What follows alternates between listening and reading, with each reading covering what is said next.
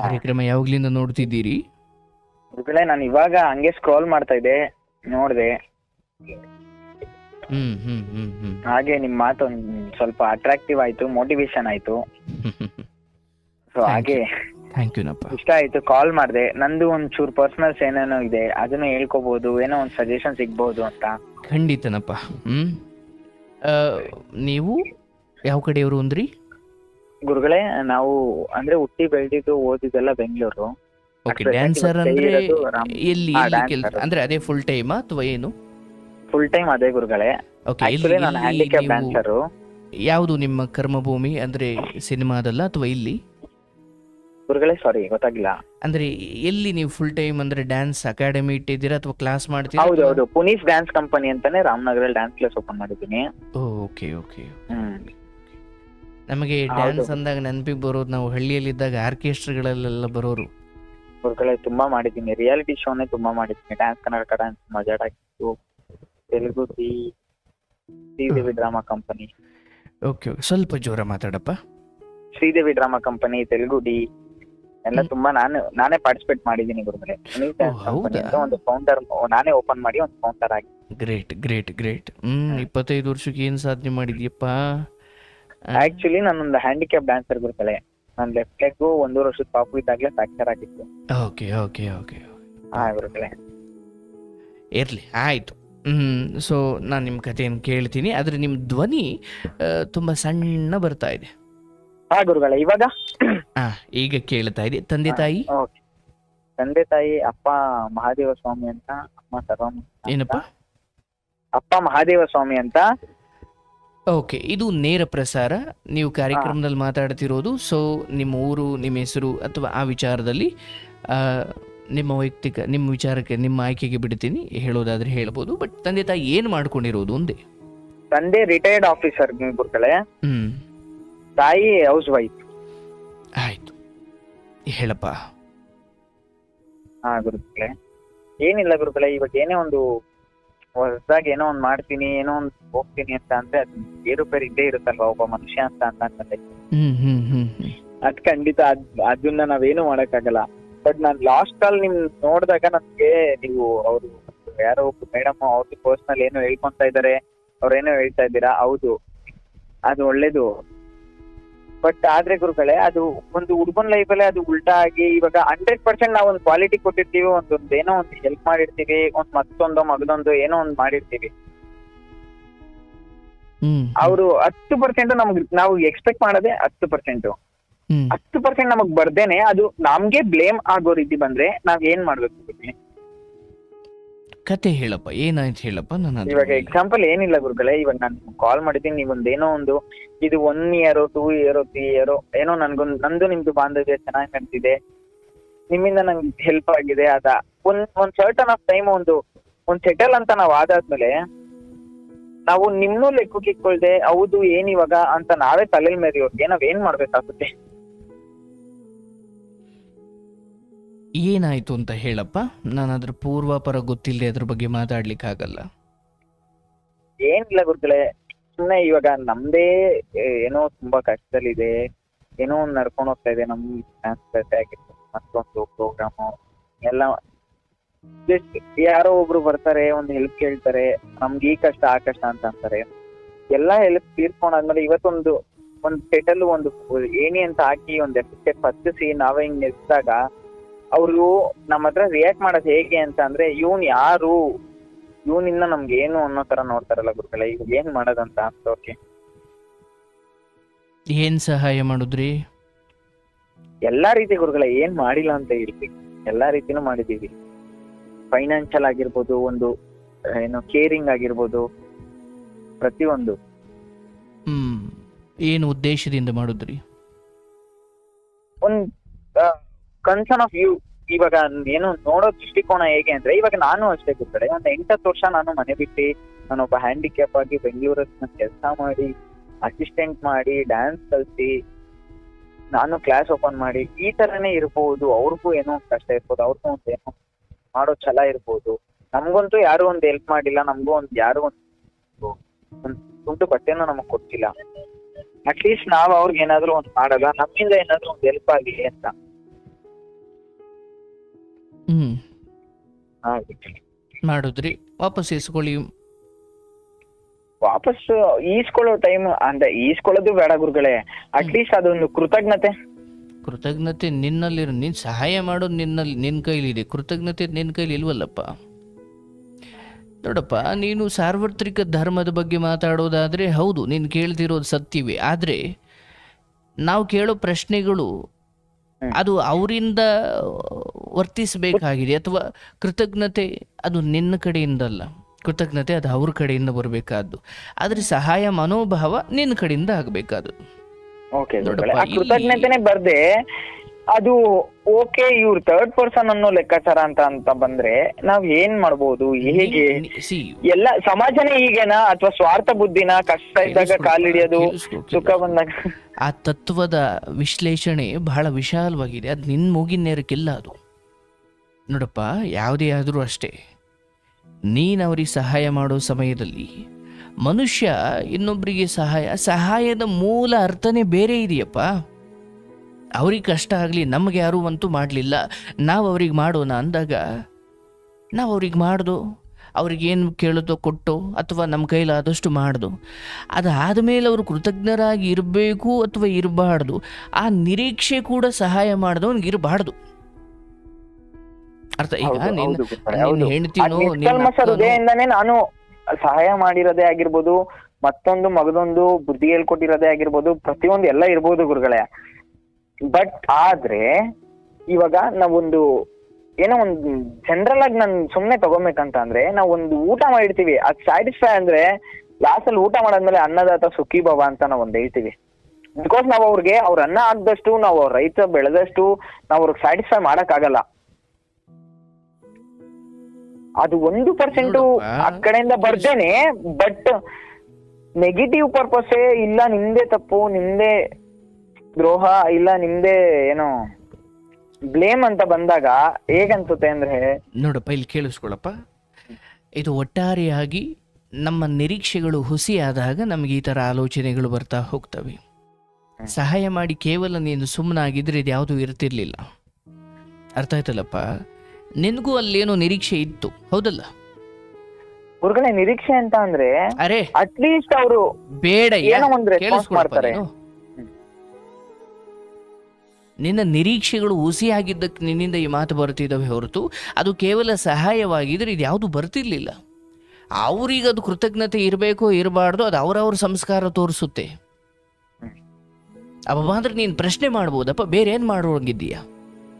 ಹೌದು, ಪ್ರಶ್ನೆ ಮಾಡ್ಬೋದು ಅಷ್ಟೇ, ಇನ್ನೇನಿಲ್ಲ. ಮೊದಲು ನೀವು ಅರ್ಥ ಮಾಡ್ಕೊಳ್ಳಿ, ನಾನು ಯಾವುದನ್ನ ಜಸ್ಟ್ ಸಹಾಯ ಮಾಡಿ ಬಿಟ್ಟಿದ್ರೆ, ಇವತ್ತು ಯೋಚನೆ ಮಾಡಪ್ಪ, ಇವತ್ತು ಎಷ್ಟು ಜನ ಭಿಕ್ಷುಕರಿಗೆ ಸಹಾಯ ಮಾಡಿದ್ದೀಯಾ? ಅವ್ರು ಯಾರೋ ಮಾರನೇ ದಿನ ಬಂದು ನಿನ್ನ ಕೃತಜ್ಞತೆ ಹೇಳಿದ್ರ? ಇಲ್ಲ. ಹೌದು ಗುರುಗಳೇ. ಮತ್ತು ನಾವು ಅದನ್ನು ಬಯಸೋದು ಇಲ್ಲ. ಯಾಕಂದ್ರೆ ನಾನು ಅವ್ರಿಗೆ ಅಂದರೆ ಭಿಕ್ಷುಕ ಅಂತ ಗೊತ್ತಾದ ತಕ್ಷಣ ಹಾಕದೆ ಹೊರತೀವಿ, ಅವನ ಮುಖನೂ ನನಗೆ ನೆನಪಿಲ್ಲ, ನಾನು ಅದನ್ನು ನೆನಪು ಇಟ್ಕೊಳ್ಳಲ್ಲ, ಮತ್ತು ನಾಳೆ ಅವ್ನು ನನಗೆ ಸಿಕ್ಕಿದಾಗ ಕೃತಜ್ಞತೆ ಹೇಳಲಿ ಅಂತ ನಾನು ಬಯಸೋದು ಇಲ್ಲ. ಬಟ್ ಬಯಕೆಯ ಹಿಂದೆ ನನಗೆ ದುಃಖ ಇದೆ ಹೊರತು ಆ ಭಿಕ್ಷುಕನ ವಿಚಾರದಲ್ಲಿ ನಾನೇನು ಬಯಸಲಿಲ್ಲ, ಹಾಗಾಗಿ ನನಗೆ ಯಾವ ದುಃಖನೂ ಇಲ್ಲ. ಅಂದರೆ ಲೋಕದ ಈ ದೋಷಗಳು ಯಾವಾಗ ನನ್ನ ಕಣ್ಣಿಗೆ ಕಾಣ ಸಿಗ್ತವೆ ಅಂದರೆ ನನ್ನ ನಿರೀಕ್ಷೆಗಳು ಹುಸಿಯಾದಾಗ ಮಾತ್ರ, ಹೌದಲ್ಲಪ್ಪ? ಗುರುಗಳೇ, ಇನ್ನೊಂದೇನಂದ್ರೆ, ಇವಾಗ ಮನುಷ್ಯಂಗ್ ಆಗ್ಬೇಕೇ ಹೊರತು ಮನುಷ್ಯ ಮರುಕಾಗಕ್ಕಾಗಲ್ಲ. ನೀನು ಆಗಿದ್ದೀಯ, ಬಟ್ ಆ ಕಡೆಯಿಂದ ಏನು, ಈಗ ನಾನು ಸಾಲದ ರೂಪದಲ್ಲಿ ಕೊಟ್ಟಾಗ ಗುರುಗಳೇ, ಇವಾಗ ನಾವು ಭಿಕ್ಷುಕನ ಹತ್ರ ಏನು ಎಕ್ಸ್ಪೆಕ್ಟ್ ಮಾಡದೆ ನಿಷ್ಕಲ್ಮಶ ಹೃದಯದಿಂದ ಏನೋ ಒಂದು ಹೆಲ್ಪ್ ಮಾಡ್ಬಿಟ್ಟು ಬಂದ್ಬಿಡ್ತೀವಿ, ಬಿಕಾಸ್ ಅವರಿಂದ ನಮ್ಗೆ ಏನಿಲ್ಲ ಅಂತ. ಬಟ್ ನಮ್ ಜೊತೆಗಾರರ ಹತ್ರ ಅವ್ರ ಕಷ್ಟಕ್ಕಾದ್ರೆ ಅವ್ರು ನಮ್ ಕಷ್ಟದಲ್ಲಿ ಇರ್ತಾರೆ ಅಂತ ಏನೋ ಒಂದು ನಮ್ಮ ಮನ್ಸಲ್ಲಿ ಇರುತ್ತಲ್ವಾ. ಹೌದು, ನಮ್ಗೆ ಬೇರೆ ಇನ್ಯಾರು ಇಲ್ಲ, ಇವರೇ ನಮ್ಗೆಲ್ಲ, ಅದಕ್ಕೋಸ್ಕರ ನಾವು ಏನಾದ್ರೂ ನಮ್ ಕಷ್ಟ ಇದ್ರು ಪರವಾಗಿಲ್ಲ, ಅವ್ರಿಗೆ ಏನಾದ್ರು ಒಂದ್ ಮಾಡದ, ಅವರು ನಮ್ ಕಷ್ಟದಲ್ಲಿದ್ದಾಗ ನಮಗೂ ಏನಾದ್ರು ಒಂದ್ ಸಹಪಾಠಿಯಾಗಿ ಜೊತೆಯಾಗಿ ನಿಂತ್ಕೊಂತಾರೆ ಅಂತ ಹೇಳ್ಬೋದಲ್ವಾ? ನೋಡಪ್ಪ, ಇಲ್ಲಿ ಅವರು ಇಚ್ಛಾಸ್ಫೂರ್ತಿಯಿಂದ ಅಥವಾ ಅವರು ಸ್ವಯಂ ಪ್ರೇರಿತವಾಗಿ ಏನು ಮಾಡ್ತಾರೆ ಅದು ಮಾತ್ರ ಲೆಕ್ಕಕ್ಕೆ ಬರುತ್ತಪ್ಪ. ನಿನಗೆ ನೀನೇ ನನ್ಗೆ ಅವ್ರ ಕಷ್ಟ ಕಾಲದಲ್ಲಿ ಆಗ್ತಾರೆ ಅದು ಇದು ಅಂತ ನೀನು ಒಂದಿಗೆ ಅಂತಿಮವಾಗಿ ನಿನ್ನ ಮಾತುಗಳು ಕೇಳಿಸ್ಕೊಡೋರಿಗೆ ಅಥವಾ ನನಗೆ ಇದು ಹೇಗೆ ಕಾಣ್ತಾ ಇದೆ ಅಂದರೆ, ನಾನಲ್ಲಿ ನಿರೀಕ್ಷೆ ಮಾಡೋದು ತಪ್ಪಲ್ಲಪ್ಪ. ಮನುಷ್ಯನಿಗೆ ಆಗಬೇಕು, ನಿಜ, ಅದು ಧರ್ಮ. ಒಬ್ಬರನ್ನ ಅಂದರೆ ಈ ಲೋಕದಲ್ಲಿ ಯಾರೂ ಸ್ವತಂತ್ರರಲ್ಲ, ಎಲ್ಲವೂ ಒಂದಕ್ಕೊಂದನ್ನು ಅವಲಂಬಿಸಿದೆ, ಹೌದಲ್ಲಪ್ಪ? ಸ್ವತಂತ್ರ ಹೇಗೆ? ಯಾವುದು ಸ್ವತಂತ್ರವಲ್ಲ. ಇಲ್ಲ, ನಿಮ್ಮ ಬಲಗೈನೇ ತಗೊಳ್ಳಪ್ಪ ಸ್ವತಂತ್ರನ. ಇಲ್ಲ, ನನ್ನ ಬಲಗೈ ಏನು ಬೇಕು, ಬಟ್ ಬಲಗೈ ಏನು ಮಾಡಬೇಕು ಮನಸ್ಸಿನ ಮೇಲೆ ಅವಲಂಬಿತ ಆಗಿದೆಯಲ್ಲಪ್ಪ ಅದು. ಅಂದರೆ ಜಗತ್ತಲ್ಲಿ ಯಾವುದನ್ನಾದರೂ ತಗೊಳ್ಳಪ್ಪ, ಸ್ವತಂತ್ರವಾಗಿ ಯಾವುದೂ ಇಲ್ಲ, ಒಂದಕ್ಕೊಂದನ್ನು ಅವಲಂಬಿಸಿದೆ. ಸೊ ಇಲ್ಲಿ ಮನುಷ್ಯ ಕೂಡ ಅವನೊಬ್ಬ ಸಂಘಜೀವಿ, ಮತ್ತು ಅವನು ಇನ್ನೊಬ್ಬರಿಂದ ನನಗೆ ಉಪಕಾರ ಆಗಲಿ ಅಂತ ಬಯಸೋದು ಸಹಜ. ಆದರೆ ಪರ್ಟಿಕ್ಯುಲರ್ ಆಗಿ ನೀವೇನು ಮಾತಾಡ್ತಾ ಇದ್ದೀರಲ್ಲ, ಇದು ನಿಮ್ಮ ಕಡೆಯಿಂದ ಔಟ್ಪುಟ್ ಏನು ಹೋಗ್ತಾ ಇದೆ ಅದನ್ನೇನು ಕಂಟ್ರೋಲ್ ಆಗಿದೆ. ಎಷ್ಟು ಕೊಡಬೇಕು, ಎಷ್ಟು ಕೊಡಬಾರ್ದು, ಯಾವಾಗ ಕೊಡಬೇಕು, ಯಾವಾಗ ಕೊಡಬಾರ್ದು, ಇದು ನಿನ್ನ ಕೈಲಿದೆ. ಬಟ್ ಅದಕ್ಕೆ ಅಂದರೆ ತಕ್ಕಾಗಿ ಅಥವಾ ಅದಕ್ಕೆ ಅವರು ಋಣದ ರೂಪದಲ್ಲಿ ಅಥವಾ ಅವರು ಮತ್ತವರು ಸಹಾಯದ ರೂಪದಲ್ಲಿ ಅವ್ರು ನಿನಗೆ ಕೊಡಬೇಕಾ ಬೇಡವಾ, ಅವರಿಗೆ ಅದು ಕೃತಜ್ಞತಾ ಭಾವನೆ ಇದೆಯಾ ಇಲ್ವಾ, ಅದೆಲ್ಲವೂ ಅವರವರು ಬೆಳೆದ ವಾತಾವರಣ, ಅವರವ್ರಿಗೆ ಸಿಕ್ಕಿರೋ ಸಂಸ್ಕಾರ, ಅವರವರಲ್ಲಿರೋ ನಿಯತ್ತು, ಅದೇ ಆ ವಿಚಾರಗಳನ್ನ ಆಧರಿಸಿದ್ದಾಗಿದೆ. ಅರ್ಥ ಆಯ್ತಲ್ಲ ಗುರುಗಳೇ? ಅವ್ರ ಕಡೆಯಿಂದ ಹೇಗ್ ಬರುತ್ತೆ ಅಂತ ಅಂದ್ರೆ, ಓಕೆ ನನ್ಗೇನು ಬೇಡ, ಆಯ್ತು ನಿಮ್ದಿಂದ ನಮ್ಗೆ ಹೆಲ್ಪ್ ಆಗಿದೆ, ಹೌದು ನಾವೇನು ಮಾಡಿಲ್ಲ, ಸರಿ ಆಯ್ತು ಬಿಟ್ಟಾಕಿ, ಇವತ್ತುವರೆಗೂ ನಮ್ ರಿಲೇಶನ್ಶಿಪ್ ಹೀಗೆ ಇರ್ಲಿ, ಓಕೆ ಎಂಡ್ ಆಫ್ ಇಟ್. ಕೇಳಿಸ್ಕೊಳಯ್ಯ, ಪರ್ಟಿಕ್ಯುಲರ್ಲಿ ಒಂದು ಯಾವುದೋ ವಿಚಾರದ ಬಗ್ಗೆ ನಾನು ಮಾತಾಡುವಂಥ ಕಾರ್ಯಕ್ರಮ ಇದು ಸಾರ್ವತ್ರಿಕವಾದ ಪ್ರಶ್ನೆ. ಬಟ್ ಇಲ್ಲಿ ನೀವು ಅರ್ಥ ಮಾಡ್ಕೊಳ್ಬೇಕಿರೋದು, ನೀವಿದನ್ನು ಎಲ್ಲಿ ಕೇಳಲಿಕ್ಕೆ ಹೋದರೂ ಅಂತಿಮವಾಗಿ ನನಗಾದ ಅನುಭವದಿಂದ ನಾನು ಪಾಠ ಕಲ್ತ್ಕೊಳ್ಬೇಕೇ ಹೊರತು ಪ್ರಶ್ನೆ ಹಾಕೊಂಡು ಕೂತ್ಕೊಂಡ್ರೆ ಆಗಲ್ಲ. ಅರ್ಥ ಆಯ್ತಲ್ಲ? ಇವ್ರು ಹಿಂಗೆ ಮಾಡಿದ್ರು, ಇದೇ ಕೊನೆನಾ? ಇಲ್ಲ, ಅವ್ರಿಗೆ ಮತ್ತೆ ಕಷ್ಟ ಬರಲ್ವಾ? ಬರುತ್ತೆ. ಜನಗಳೇನು, ಅವ್ರ ಬುದ್ಧಿಗಳೇನು, ಯಾರ್ಯಾರ ಸ್ವಭಾವಗಳೇನು, ವ್ಯಕ್ತಿತ್ವಗಳೇನು ಎಲ್ಲ ತಿಳಿಸ್ಲಿಕ್ಕೆ ಈ ವಾತಾವರಣಗಳು, ಪರಿಸ್ಥಿತಿಗಳು ನಮ್ಮ ಕಣ್ಣು ಮುಂದೆ ಬರ್ತವೆ ಹೊರತು ದೂಷಣೆ ಮಾಡ್ಕೊಂಡು ಕೂತ್ಕೊಳ್ಳಿಕ್ಕಲ್ಲ. ನಮ್ಗೆ ಅವ್ರ ವ್ಯಕ್ತಿತ್ವಗಳು ಗೊತ್ತಾದಾಗ ಇದೇ ಕೊನೆನೂ ಅಲ್ಲ, ಇದೇ ಮೊದಲೂ ಅಲ್ಲ.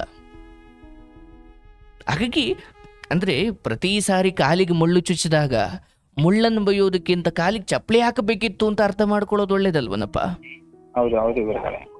ಇದು ತತ್ವಚಿಂತನೆ, ಇದು ಅಂತರಂಗದ ಜ್ಞಾನೋದಯ. ಬುದ್ಧ ಪ್ರತಿ ಸಾರಿ ಮನೆ ಬಿಟ್ಟು ಬಂದ, ಯಾತಕ್ಕೆ? ಸತ್ಯವನ್ನ ಅರಸಿ ಬುದ್ಧ ಆಚೆ ಬಂದ. ಅವನು ಎಷ್ಟು ಉಪವಾಸ ಮಾಡ್ದ ಅಂದ್ರೆ 6 ವರ್ಷ ಯಾವುದೇ ರೀತಿಯಲ್ಲೂ ದೇಹಕ್ಕೆ ಸ್ವಲ್ಪ ಅನ್ನ ನೀರು ಕೊಡದೇನೆ ಎಷ್ಟು ಉಪವಾಸ ಮಾಡ್ದ, ಎಷ್ಟು ತಪಸ್ಸು ಮಾಡ್ದ. ಅವನಿಗೆ ಅಲ್ಲಿ ಸತ್ಯ ಅರ್ಥ. ಅಂದರೆ ದೇಹ ಕೃಶವಾಯಿತು. ಮುಂದೆ ಹೋಗ್ತಾ ಹೋಗ್ತಾ ಒಂದು ನದಿ ದಾಟೋ ಪರಿಸ್ಥಿತಿ ಬರುತ್ತೆ. ಆ ನದಿ ತುಂಬ ಉದ್ದ ಏನಿರಲ್ಲ, ಏನು ಒಂದು ಮಂಡಿ ವರ್ಷ ದುಡ್ಡ, ಅದನ್ನು ದಾಟಿ ಹೋಗ್ಬೋದಿತ್ತು. ಆದರೆ ಆ ನದಿ ದಾಟಕ್ಕೂ ಆತನ ಕೈಲಿ ಶಕ್ತಿ ಇಲ್ಲ. ನದಿ ಅರ್ಧಕ್ಕೆ ಹೋಗ್ತಾನೆ, ಅರ್ಧದಲ್ಲಿ ಆ ಸುಮ್ಮನೆ ಶಾಂತವಾಗಿ ಹರಿತಾ ಇರೋ ಆ ನದಿಗೆ ಸಿಕ್ಕಿ ತೇಲ್ಕೊಂಡು ಕೊಚ್ಕೊಂಡು ಹೋಗುವಷ್ಟು ಅವನ ದೇಹ ಬೆಂಡಾಗಿರುತ್ತೆ. ಆ ಮಧ್ಯದಲ್ಲಿ ಅವನಿಗೊಂದು ಜ್ಞಾನೋದಯ ಆಯ್ತಂತೆ.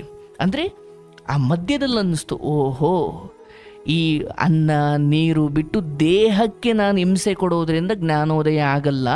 ತಕ್ಷಣ ಅಲ್ಲಿಂದ ಹೇಗೋ ಆ ನದಿಯನ್ನು ದಾಟಿ ಆ ಕಡೆ ಇರೋ ಅರಳಿ ಮರದ ಅಂದರೆ ಆ ವೃಕ್ಷದ ಕೆಳಗಡೆ ಕೂತು ಅಲ್ಲಿ ಆತನಿಗೆ ಜ್ಞಾನೋದಯ ಆಯಿತು.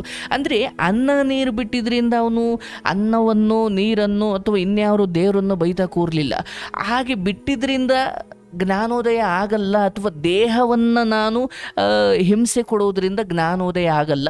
ಅದಕ್ಕೆ ಬೇಕಾಗಿರೋದು ಅಂತರಂಗದ ಒಂದು ಮನಸ್ಸಿನ ಜಾಗೃತೆ, ಅಥವಾ ಅದಕ್ಕೆ ಬೇಕಾಗಿರೋದು ಒಂದು ಧ್ಯಾನ. ನನ್ನನ್ನು ನಾನು ಕಂಡುಕೊಳ್ಬೇಕು, ಅದಕ್ಕೆ ಈ ದೇಹವನ್ನು ಚೆನ್ನಾಗಿ ಇಟ್ಕೊಳ್ಬೇಕೇ ಹೊರತು ಅನ್ನ ನೀರ ಬಿಟ್ಟು ಯಾವುದೇ ದೇವರನ್ನು ಹುಡುಕ್ಲಿಕ್ಕೆ ಸಾಧ್ಯ ಇಲ್ಲ ಅಂತ ಅವನಿಗೆ ಅರ್ಥ ಆಯಿತು.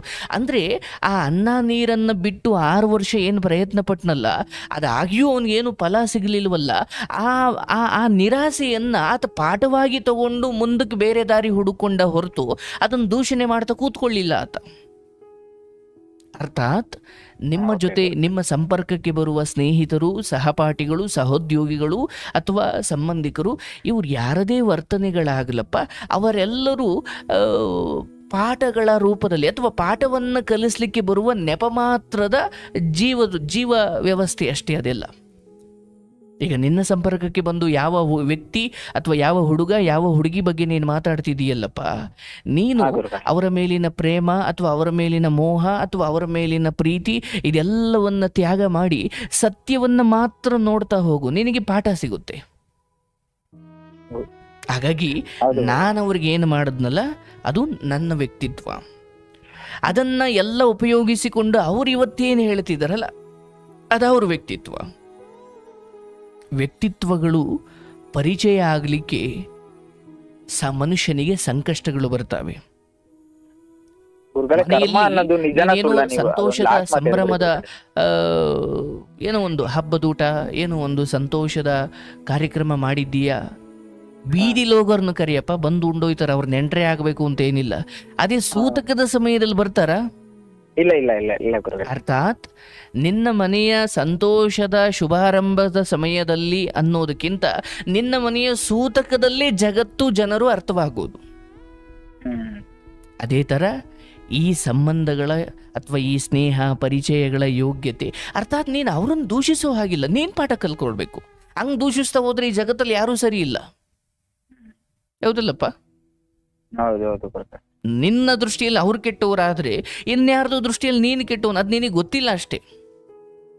ಹೌದು ಗುರುಗಳೇ, ಹೌದು. ನಾವು ಗೊತ್ತಿಲ್ದೇನೋ ಏನೋ ಒಂದು ತಪ್ಪು ಮಾಡಿದೀವಿ ಹಾಗಂತ ಇಲ್ಲಿ ನಾನು ಒಳ್ಳೆ ರೀತಿ ನಾವು ಎಕ್ಸ್ಪ್ಲೋರ್ ಮಾಡ್ತಾ ಇದೀವಲ್ವಾ. ಇವಾಗ ನೀವೇನೋ ಒಂದು ಒಳ್ಳೇದ್ ಹೇಳ್ತಾ ಇರ್ತೀರಾ, ನಾವ್ ಅರ್ಥ ಮಾಡ್ಕೊಂತಾ ಇರ್ತೀವಿ, ಕೇಳಿಸ್ಕೊಂತಾ ಇರ್ತೀವಿ.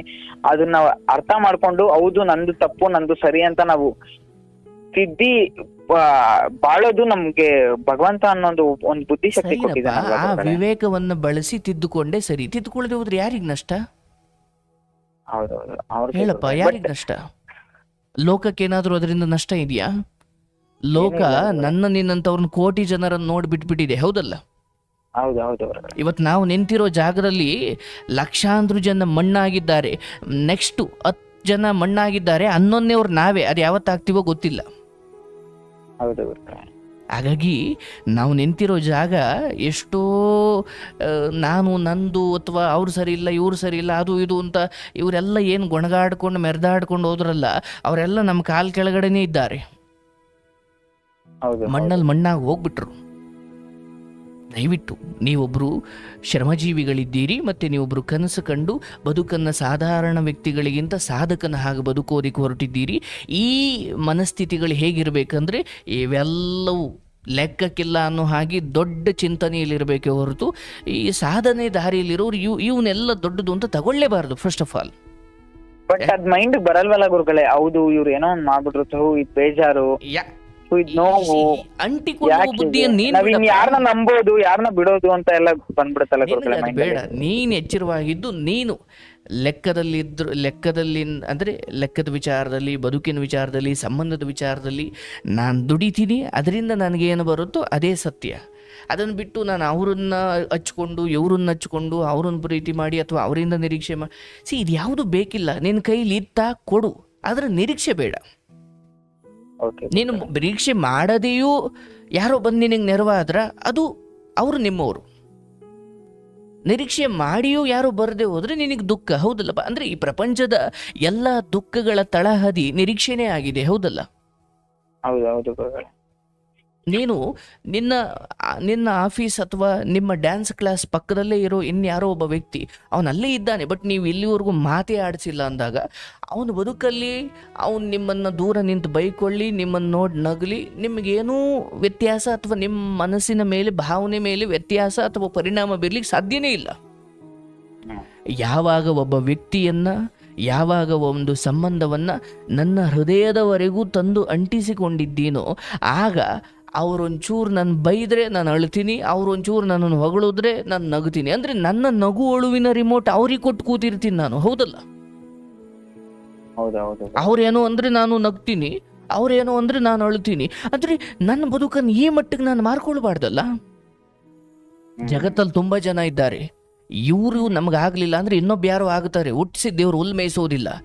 ಆದ್ರೆ ಅವಳು ಎಷ್ಟೇ ಸುಂದರಿ ಆಗ್ಲಿ, ಅವಳು ಎಷ್ಟೇ ಕೋಟ್ಯಾಧಿಪತಿ ಆಗ್ಲಿ, ಅಥವಾ ಅವಳು ಎಷ್ಟೇ ಏನೇ ಆಗಿರ್ಲಿ, ನನ್ನ ಬದುಕಿನ ಧರ್ಮಕ್ಕೆ ಅವಳು ಹೊಂದಾಣಿಕೆ ಆಗಲ್ಲ. ಅವಳು ಸಹಾಯ ತಗೊಳ್ಳೋವರೆಗೂ ತಗೊಳ್ತಾಳೆ, ಆಮೇಲೆ ಬದಲಾಗೋಳು ಅಂತ ಗೊತ್ತಾಯ್ತಾ?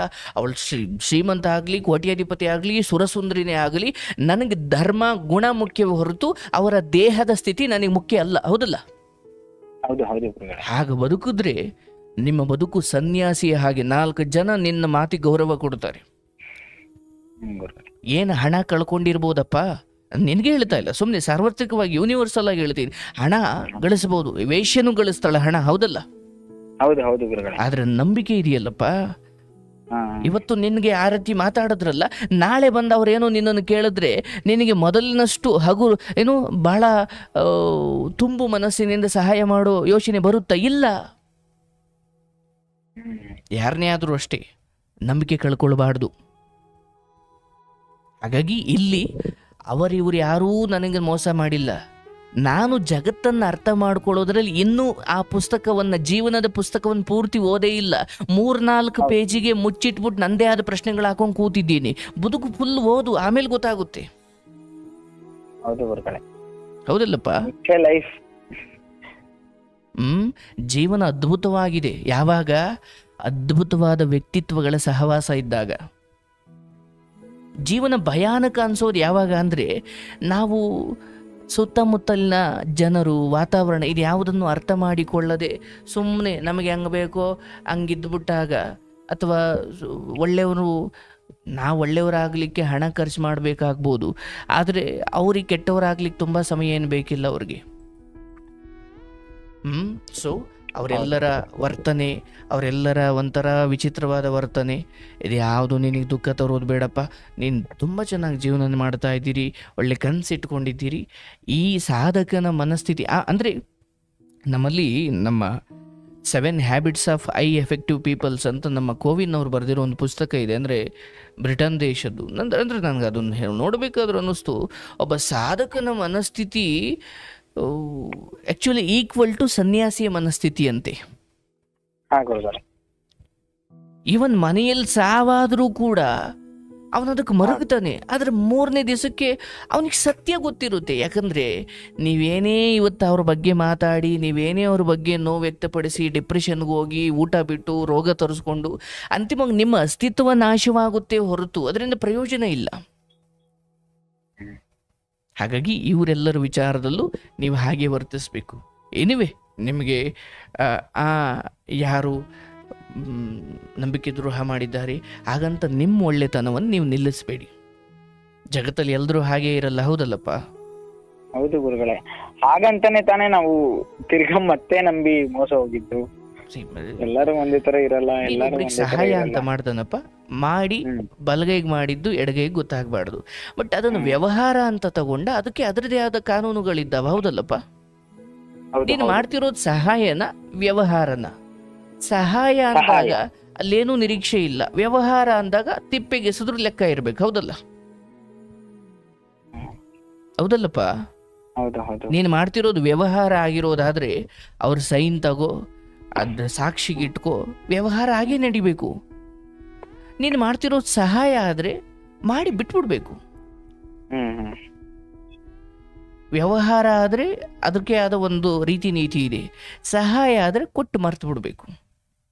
ಇಷ್ಟೇನಪ್ಪ ನಾನು ಹೇಳೋದು. ಜೀವನದಲ್ಲಿ ನಿನಗೆ ಯಾರ್ಯಾರು ಕೊಟ್ಟರು, ನಿನಗೆ ಯಾರ್ಯಾರು ಕಷ್ಟದಲ್ಲಿ ಸಹಾಯ ಮಾಡಿದ್ರು, ಅದನ್ನ ನೀನು ನೆನ್ಪಿಟ್ಕೋ. ನೀನು ಯಾರಿಗೆ ಕೊಟ್ಟು ಮರ್ತು ಬಿಡು. ಆದರೆ ವ್ಯವಹಾರದಲ್ಲ, ಸಾಮಾನ್ಯ ಮನುಷ್ಯತ್ವದ ಹೇಳ್ತಾ ಇದ್ದೀನಿ. ಅದಕ್ಕೆ ನಮ್ಮ ಸಿದ್ದೇಶ್ವರ ಸ್ವಾಮೀಜಿಗಳು ಹೇಳೋರು, ಮನುಷ್ಯ ಯಾವ 2 ಮರ್ತು ಬಿಡಬೇಕು, ಯಾವ 2 ನೆನ್ಪಿಟ್ಕೊಳ್ಬೇಕು. ಯಾವುದು ನೆನ್ಪಿಟ್ಕೊಳ್ಬೇಕು? ನಿನಗೆ ಯಾರು ಸಹಾಯ ಮಾಡಿದ್ರು ಅದನ್ನ ನೀನು ನೆನ್ಪಿಟ್ಕೋ. ನಿನಗೆ ಯಾರು ಸಹಾಯ ಮಾಡಿದ್ರಲ್ಲ, ಯಾಕಂದ್ರೆ ಋಣ ತೀರಿಸ್ಬೇಕಲ್ಲ. ಆದ್ರೆ ನೀನ್ ಯಾರಿಗೆ ಸಹಾಯ ಮಾಡದಲ್ಲ ಮರ್ತು ಬಿಡು. ಯಾಕಂದ್ರೆ ಇವತ್ತೇನಾಗ್ಬಿಡುತ್ತೆ, ನಾನು ಅವ್ರಿಗೆ ಸಹಾಯ ಮಾಡಿದೆ ಕಣ, ಅದಕ್ಕೆ ನಾನು ಹೋದಾಗ್ಲೆಲ್ಲ ಅವ್ರು ನನಗೆ ಸಲ್ಯೂಟ್ ಹೊಡಿಬೇಕು ಅಂತ ನಿರೀಕ್ಷೆ ಮಾಡಿ ಸಹಾಯ ಮಾಡೋರು ಇದ್ದಾರೆ, ಹೌದಲ್ಲ? ಹಂಗಿರಬಾರ್ದು. ನನಗೆ ಯಾರು ಕಷ್ಟದಲ್ಲಿ ನೆರವಾದ್ರು ಜೀವನ ಪೂರ್ತಿ ಅವ್ರ ಫೋಟೋ ಮನೇಲಿ ಇಟ್ಕೊಂಡ್ರು ಏನು ತೊಂದರೆ ಇಲ್ಲ. ಆದ್ರೆ ನಾನು ಯಾರಿಗೆ ಮಾಡಿದೆ, ಅವ್ನು ನಾಳೆ ನನ್ನ ಎದುರುಗಡೆ ಬಂದ್ರು ನನಗದು ನೆನಪಿರಬಾರ್ದು. ಆ ಮಟ್ಟಿಗೆ ನಾನು ಅಂದ್ರೆ ಕೊಟ್ಟಿದ್ದು ನಂದಲ್ಲ, ನನ್ನ ಮೂಲಕ ಭಗವಂತ ಕೊಡಿಸಿದ ಅಂದ್ಕೊಳ್ಬೇಕಂತೆ. ಬಟ್ ನಾನು ಕೊಟ್ಟು ನೆನ್ಪಿಟ್ಕೊಂಡು ಅಲ್ಲಿಂದ ಶುರು ಅಧಿಕಾರ ಸಾಧಿಸೋದು. ಹಾಗಾಗಿ ಇದು ಒಂದಷ್ಟು ಜೀವನ ಸತ್ಯಗಳು. ನಿಮಗೆ ದ್ರೋಹ ಮಾಡಿರೋರು, ನಂಬಿಕೆ ದ್ರೋಹ ಮಾಡಿರೋರು ಎಲ್ಲರೂ ಅವರವರ ಬುದ್ಧಿಗೆ ತಕ್ಕಂಗೆ ನಡ್ಕೊಂಡಿದ್ದಾರೆ. ನಮ್ಗೇನ್ ಗೊತ್ತಾಗುತ್ತೆ, ಒಂದು ಒಂದು ಒಬ್ಬ ಹುಡುಗನಲ್ಲೂ ಒಂದು ಹೆಣ್ಕಲ್ಲ ಅನ್ನೊಂದು ಇರುತ್ತಲ್ವಾ, ಆ ಹೆಣ್ಕರ್ಳು ಏನ್ ಬಯಸ್ತಾ ಇರುತ್ತೆ ಅಂದ್ರೆ, ಇವಾಗ ಯಾರು ಇಲ್ಲ ಸುತ್ತ ತಿರುಗಿ ನೋಡಿದ್ರೆ ನಾವ್ ಯಾರಿಗೋ ಒಬ್ರಿಗೊಂದ್ ಏನೋ ಒಂದ್ ಮಾಡಿದೀವಿ, ಅಟ್ಲೀಸ್ಟ್ ಅವ್ರ ಏನಾದ್ರು ಒಂದ್ ನಮ್ಗೆ ಹೆಲ್ಪ್ ಮಾಡ್ಬೋದು. ಒಂದ್ 4 ನಗು ಮಾತು, ಒಂದು 4 ಬೆನ್ತಟ್ಟಿ ಜೊತೆಗೆ ನಿಲ್ಲೋ ಒಂದು ಸ್ಥಾನ, ಅದೊಂದೇ ಅಲ್ವಾ ಗುರುಗಳೇ ನಾವ್ ಎಕ್ಸ್ಪೆಕ್ಟ್ ಮಾಡೋದು. ನಮ್ಗೆ ನಾವು 100% ಮಾಡಿದೀವಿ ಅಂದ್ರೆ ನಮ್ಗೆ ಆ ಕಡೆಯಿಂದ 100% ಬೇಡ, ಅಟ್ಲೀಸ್ಟ್ 10% ಒಂದ್ ಬೆನ್ತಟ್ಟಿ, ಅಟ್ಲೀಸ್ಟ್ ನಾವು ಯಾವುದು ನಿನ್ ಕಂಟ್ರೋಲ್ ಅಲ್ಲಿ ಇಲ್ವೋ ನೀನ್ ಅದ್ರ ಬಗ್ಗೆ ಪ್ರಯತ್ನ ಮಾಡಬಾರ್ದು. ನಿನ್ನ ಕಂಟ್ರೋಲ್ಗೆ ಏನಿದೆ, ನಿನ್ನ ಕಡೆಯಿಂದ ಕೊಡೋದು ನಿನ್ನ ಕಂಟ್ರೋಲ್ ಇದೆ, ಆ ಕಡೆಯಿಂದ ತರಿಸ್ಕೊಳ್ಳೋ ಅದು ನಿನ್ನ ಕೈಲಿ ಇಲ್ಲ.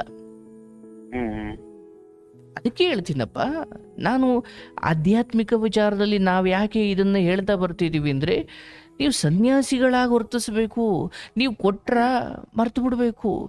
ಆ ಕಡೆಯಿಂದ ಅಂದು ನೋಡಪ್ಪ, ಯೋಚನೆ ಮಾಡು. ಈಗ 100 ರೂಪಾಯಿ ಸಿಗುತ್ತೆ ಅಂತ ದಾರಿಯಲ್ಲಿ ನಾನು ನಡ್ಕೊಂಡು ಹೋಗಿ 100 ರೂಪಾಯಿ ಸಿಗುತ್ತೆ ಸಿಗುತ್ತೆ ಸಿಗುತ್ತೆ ಅಂದ್ಕೊಂಡು ಹುಡುಕ್ತಾನೆ ಹೋಗಿ ಸಿಗಲಿಲ್ಲ ಅಂದರೆ ನನಗೆ ದುಃಖ. ಬಟ್ ನಾನು 100 ರೂಪಾಯಿ ಅನ್ನೋದು ನನ್ನ ತಲೆಯಲ್ಲಿ ಯೋಚನೆನೇ ಇಲ್ಲ, ಬಟ್ ಅಕಸ್ಮಾತ್ ಸಿಕ್ಬಿಡ್ತು ಅಂದರೆ ನನಗೆ ಎಷ್ಟು ಸಂತೋಷ.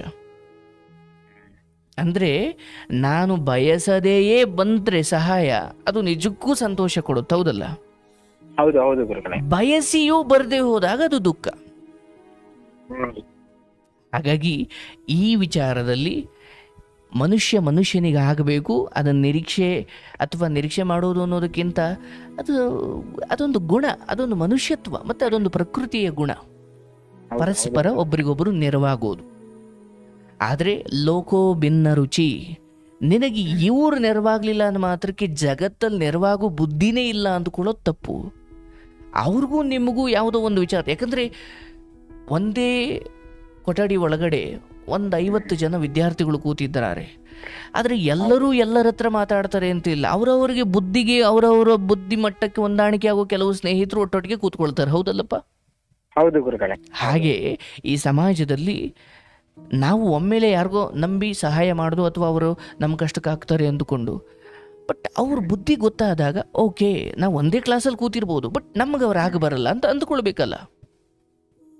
ಆಗ ನಮ್ಗಾಗ ಬರೋ ಒಬ್ಬರನ್ನು ನಾವು ಹುಡುಕೊಳ್ಬೇಕು. ಒಳ್ಳೇದಿದೆ, ಆದರೆ ಹುಡುಕಬೇಕಷ್ಟೆ. ಸೊ ಇವರು ಒಬ್ಬರಿಂದ ನೀವದನ್ನು, ಅಥವಾ ಇಡೀ ಸಮಾಜದ ಗುಣಗಳ ಬಗ್ಗೆ ಇವರೊಬ್ಬರ ಅನುಭವದಿಂದ ನೀವು ನಿರ್ಧಾರ ಮಾಡಲಿಕ್ಕೆ ಆಗಲ್ಲ. ಹಾಗಾಗಿ ಒಂದು ದಾರಿಯ ಶುರುವಿನಲ್ಲೇ ನಿಮಗೆ ಕಾಲಿಗೆ ಮುಳ್ಳು ಚುಚ್ಚಿತು ಅಂದರೆ ಆ ಇಡೀ ದಾರಿನೇ ಸರಿಯಿಲ್ಲ ಅಂತ ಹೇಳೋಕ್ಕಾಗುತ್ತೇನು? ಬಟ್ ಅದೇ ಒಂದು 3-4 ಸಲಿ, 5-6 ಸಲಿ, 10 ಸಲಿ, 100 ಸಲಿ ರಿಪೀಟ್ ಆದಾಗ, 3-4 ಸಲಿ ಚುಚ್ಚೋವರೆಗೂ ಏನು ತಲೆಗೆ ಮಣ್ಣು ತುಂಬಿಕೊಂಡಿರ್ತೀವ? ಕಾಲಿಗೆ ಚಪ್ಪಲಿ ಹಾಕೊಂಬಾಗ್ತಾನೆ ಒಂದ್ಸಲಿ ಚುಚ್ಚಿದಾಗ್ಲೇ. ಗುರುಗಳೇ, ಅವಾಗ ಪರ್ಫೆಕ್ಟ್ ಮೈಂಡ್ ಏನಿರುತ್ತೆ ಅಂದ್ರೆ ನಮ್ ಕೈಲಾದ್ರೆ ಒಳ್ಳೇದ್ ಮಾಡೋದ, ಕೆಟ್ಟದ್ ಬೇಡ ಅನ್ನೋ ಬಗ್ಗೆ ಮಾತಾಡ್ತಾ ಇಲ್ಲ. ಒಟ್ಟಾರೆ ಸಾರಾಂಶವನ್ನು ಒಂದು ಕತೆ ಮೂಲಕ ಹೇಳ್ತಾ ಇದ್ದೀನಿ. ಒಮ್ಮೆ ನನಗೆ ಮುಳ್ಳು ಚುಚ್ಚಿತು ಅಂದಾಗ ನೆಕ್ಸ್ಟ್ ಸಾರಿ ನಾನು ಎಚ್ಚರವಾಗಿರ್ಬೇಕು, ಅಷ್ಟೇ ತಾನೆ? ಬಟ್ ಆದ್ರೆ ಕರುಣೆ ಕರಗ್ಬಿಡ್ತೀವಲ್ಲ ಗುರುಗಳೇ. ಇದೆಲ್ಲ ನಿನ್ನ ಅಂತರಂಗದ ಮೂರ್ಖತನ, ಅದನ್ನ ಎಮೋಷನಲ್ ಫೂಲಿಶ್ನೆಸ್ ಅಂತಾರೆ. ಅದಕ್ಕೆ ತತ್ವ ಹೊಣೆ ಅಲ್ಲ. ಗುರುಗಳೇ, ಹೌದಲ್ಲಪ್ಪ? ಅಯ್ಯೋ ನನಗೆ ಅನ್ಸ್ಬಿಡ್ತು ಸರ್, ನಾನು ಕೊಟ್ಬಿಟ್ಟೆ. ನೋ, ಬರೀ ಒಳ್ಳೆತನ ಸಾಲದು. ಮೈಂಡ್ ಆ್ಯಂಡ್ ಹಾರ್ಟ್ ಎರಡು ಒಟ್ಟಿಗೆ ಹೋದಾಗ ಅದು ಚಂದ. ಬರೀ ಹಾರ್ಟ್ ಹೋದ್ರೆ ಅಲ್ಲಿ ಮೋಸವೇ ಜಾಸ್ತಿ. ಅದೊಂದು ದೊಡ್ಡ ಫಿಲಾಸಫಿ ಅದು. ಮೈಂಡ್ ಪ್ಲಸ್ ಹಾರ್ಟ್ ಅಂದರೆ ನಿನ್ನ ಒಳ್ಳೆಯತನದ ಜೊತೆ ಬುದ್ಧಿವಂತಿಕೆ. ಈಗ ನೀನೊಬ್ಬರಿಗೆ ಒಂದು ಅನ್ನದ ಪ್ಯಾಕೆಟ್ಗಳನ್ನು ತಗೊಂಡು ಒಂದು ಬುಡಕಟ್ಟು ಜನಾಂಗದ ಅಥವಾ ಒಂದು ಹೊತ್ತಿನ ಊಟಕ್ಕೂ ಕಷ್ಟಪಡೋ ಯಾವುದೋ ಒಂದು ಕೇರಿಗೆ ಹೋದೆ, ಅಲ್ಲಿ ನೀನು ಹೋಗೋಕ್ಕಿಂತ ಮುಂಚೆನೇ ಇನ್ಯಾರೋ ಅಲ್ಲಿ ಹೋಗಿ ಸಹಾಯ ಮಾಡಿಬಿಟ್ಟಿದ್ದಾರೆ. ಆದರೆ ಅರ್ಧ ಜನಕ್ಕೆ ಮಾಡಿದ್ದಾರೆ, ಇನ್ನು ಅರ್ಧ ಜನಕ್ಕೆ ಮಾಡಿಲ್ಲ. ನೀನು ಅನ್ನದ ಪ್ಯಾಕೆಟ್ಗಳನ್ನು ತಗೊಂಡು ಹೋದೆ, ಆದರೆ ಯಾರಿಗೆ ಇನ್ನೂ ಅನ್ನ ಸಿಕ್ಕಿಲ್ವೋ ಅವರೂ ಓಡ್ ಬಂದರು, ಯಾರಿಗೆ ಆಲ್ರೆಡಿ ಅನ್ನ ಸಿಕ್ಕಿದೆಯೋ ಅವರೂ ಓಡ್ ಬಂದರು. ನಿನ್ನ ಹೃದಯದಲ್ಲಿಯೂ ಸಹಾಯ ಮಾಡಬೇಕು ಅಂತ ಇದೆ, ಬಟ್ ಇಲ್ಲಿ ಸ್ವಲ್ಪ ಬುದ್ಧಿ ಬಳಸಬೇಕು. ಈಗ ಆಲ್ರೆಡಿ ಯಾರಿಗೆ ಸಿಕ್ಕಿದೆಯೋ ಅವರನ್ನು ಗದರಿ ಸ್ವಲ್ಪ ಸುಮ್ಮನಿರಿಸ್ಬೇಕು, ಹೌದಲ್ಲ? ಯಾರಿಗೆ ಸಿಕ್ಕಿಲ್ವೋ ಅವ್ರಿಗೆ ಕೊಡಬೇಕು.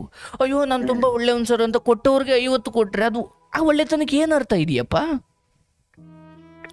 ಅಂದರೆ ಮೈಂಡ್ ಅಂಡ್ ಹಾರ್ಟ್, ಹೃದಯ ಹೇಳುತ್ತೆ ದಾನ ಮಾಡು, ಆಯಿತು, ಅದು ಒಳ್ಳೆತನವೇ. ಹೃದಯ ಹೇಳುತ್ತೆ ಸಹಾಯ ಮಾಡು, ಆದರೆ ಬುದ್ಧಿ ಹೇಳುತ್ತೆ ಯೋಗ್ಯನಿಗೆ ಮಾಡು ಅಂತ. ಹಾ ಗುರುಗಳೇ ಹೌದು. ಇವೆರಡೂ ಒಟ್ಟಿಗೆ ಸೇರಿದ್ರೆ ನಿನ್ನ ಸಹಾಯಕ್ಕೆ ಎಂದೂ ಮೋಸ ಆಗಲ್ಲ. ಬಟ್ ಅವ್ನ್ ಯೋಗ್ಯನೇ ಅಂತ ಅನ್ಕೊಂಡೆ ತಾನೇ ಅಲ್ವಾ ಗುರುಗಳೇ? ನಮ್ಗೆ ಅವ್ನ್ ಪಾಸ್ಟ್ ಏನು, ಅವ್ನ್ ಫ್ಯೂಚರ್ ಏನು? ಅದು ನೀನು ಯೋಗ್ಯ ಅಂತ ಅಂದ್ಕೊಂಡು ಮಾಡಿದೆ, ಬಟ್ ಅದು ಯೋಗ್ಯ ಅಲ್ಲ ಅಂತ ಗೊತ್ತಾದ್ರೆ ಅದು ಯಾರು ಫೇಲು ಅಥವಾ ಅದು ಯಾರು ಫೇಲ್ಯೂರು? ನಿನ್ನನ್ನು ನೀನು ದೂಷಿಸ್ಕೊಳ್ಳಪ್ಪ. ಬಟ್ ಆದ್ರೂ ಗುರುಗಳೇ, ಇವಾಗ ನನ್ನ ಕಣ್ಣು ಕಾಣ್ದಿರೋದನ್ನ ನಾನು ಹೇಗೆ ನಾನು ಚರ್ಚೆ ಮಾಡ್ಲಿ? ಇವನು ಹೊಟ್ಟೆ ತುಂಬಿ ಎರಡು ಆಪ್ಷನ್ ಇದೆಯಪ್ಪ, ಎರಡು ಆಪ್ಷನ್ ಇದೆ. ಒಂದು, ಹಾಗೆ ಇನ್ನೊಬ್ರು ವಿಚಾರದಲ್ಲಿ ತಲೆ ಹಾಕೋಕ್ಕಿಂತ ಮುಂಚೆ ಪೂರ್ವಪರ ತಿಳಿದು ತಲೆ ಹಾಕು. ಎರಡು, ಹಾಗೆ ತಲೆ ಹಾಕಿದ ಮೇಲೆ ಅದು ದೋಷಪೂರಿತ ಅಂತ ಗೊತ್ತಾಯ್ತಾ, ಅದರಿಂದ ಪಾಠ ಕಲ್ತ್ಕೊ. ಪೂರ್ವಪೂರಿತ ಅವ್ರು ಹೌದು ತಪ್ಪಿತಸ್ಥ, ಹೌದು ಅವ್ರು ಹೊಟ್ಟೆ ತುಂಬಿದೆ ಅಂತ ಗೊತ್ತಾದ್ಮೇಲೂ ಅವ್ರು ಇನ್ ಮುಂದೆ ಮಾಡಲ್ಲ ಆ ರೀತಿ, ಒಂದ್ಸಲಿ ಹೊಡ್ತಾ ಬಿದ್ದಿದೆ, ಇನ್ ಮುಂದೆ ಅವ್ರು ಆತರ ಮಾಡಲ್ಲ ಅಂತ ನಾವ್ ನಂಬೋದು ತಪ್ಪ ಅಲ್ಲ ಕಣಿಯ.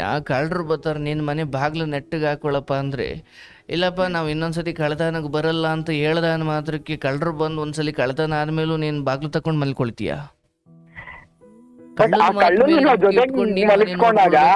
ಕಳ್ತನ ಮಾಡಲ್ಲ ಅಂತ ನಂಬೋದು ತಪ್ಪ, ಇಲ್ಲ ಬಿಟ್ಟಿರೋದ್ ತಪ್ಪ ಗುರುಗಳೇ? ಕೇಳಿಸ್ಕೊಳಪ್ಪ, ನಿನ್ ಮನೆ ಬಾಗ್ಲ ಹಾಕೋದು ಕಳ್ಳನ ಮಾತು ಮೇಲೆ ನಿರ್ಧಾರ ಆಗಬಾರ್ದು. ಅದ್ ನಿನ್ ಮನೆ ಕಾಪಾಡ್ಕೊಳ್ಳೋದು ನಿನ್ ಜವಾಬ್ದಾರಿ.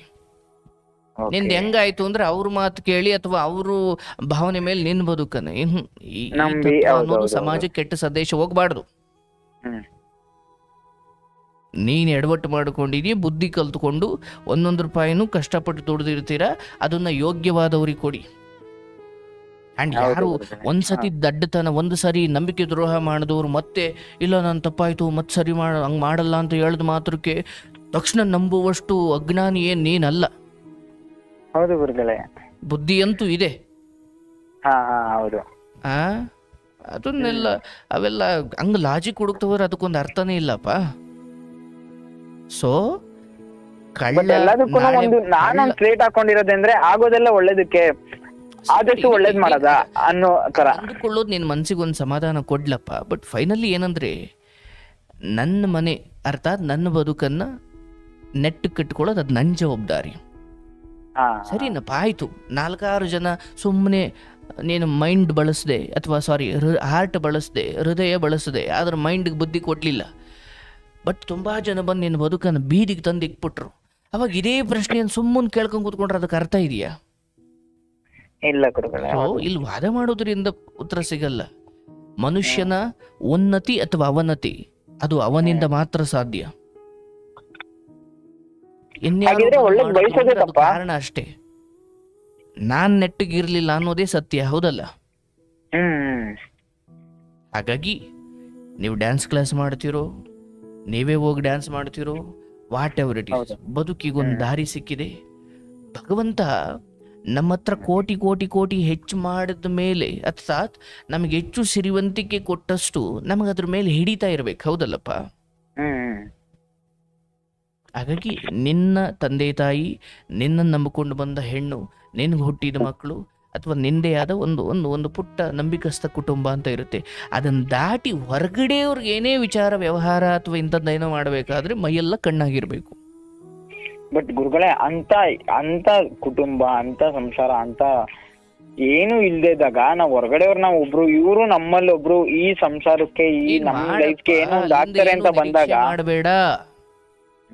ಪ್ರೀತಿನೂ ನಿರೀಕ್ಷೆ ಮಾಡಬೇಡ, ಸಹಾಯನೂ ನಿರೀಕ್ಷೆ ಮಾಡಬೇಡ. ಓಕೆ, ನಿನ್ನ ಕಡೆಯಿಂದ ಆಯ್ತಾ ಮಾಡು, ಇಲ್ಲ ಕಣಪ್ಪ ನಮ್ಗಾಗಲ್ಲ ಕಣಪ್ಪ ಅಂತ ಸುಮ್ಮನ. ಅಂದ್ರೆ ಸಹಾಯ ಮಾಡಿ ಕೊರಗೋದಕ್ಕಿಂತ ಮಾಡದೆ ಕೈ ತೊಳ್ಕೊಳೋದು ಅದಕ್ಕಿಂತ ಉತ್ತಮನಪ್ಪ. ಅವ್ರು ಏನು ವರ್ತನೆ ಮಾಡಿದ್ರು ಅವ್ರ ಕರ್ಮಕ್ಕೆ ಏನ್ ಸಿಗ್ಬೇಕು ಅದು ಸಿಗುತ್ತೆ. ಬಟ್ ಮಾಡಿ ಕೆಟ್ಟವನು ಮಾಡದೆಯೇ ಕೆಟ್ಟವನು ಅಂತ ಎರಡಿದೆ. ಮಾಡದೆಯೇ ಕೆಟ್ಟವೊಂದು ಒಂದು ಕಥೆ ಆದ್ರೆ ಮಾಡಿಬಿಟ್ಟು ಕೆಡೋದಿದೆಯಲ್ಲ, ಇದು ಅಕ್ಷಮ್ಯ. ಇದು